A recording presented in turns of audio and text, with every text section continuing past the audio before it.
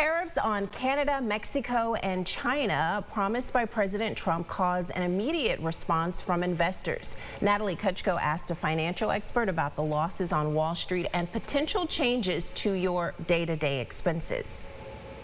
The stock market took a significant tumble just hours after the Trump administration's tariffs took effect.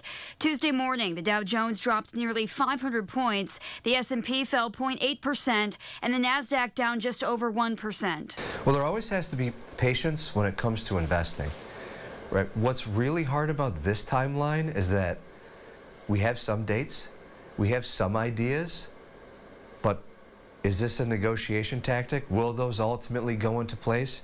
If and when they do, how long will they be in place for? Will we see the percentage of tariffs increase into the future if we don't see the results?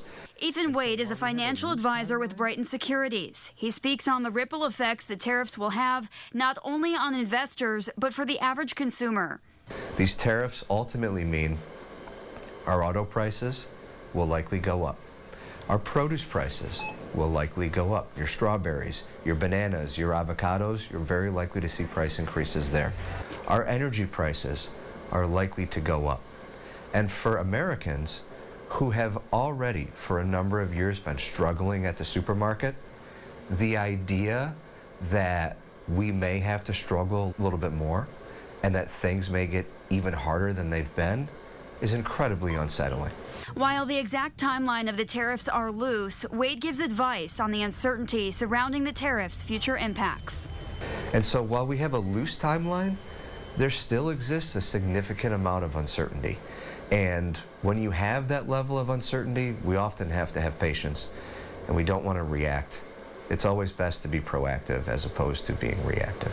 When we don't know, and when investors or just Mr. and Mrs. Rochester can't get an idea of what's the impact of this, we always think worst case scenario.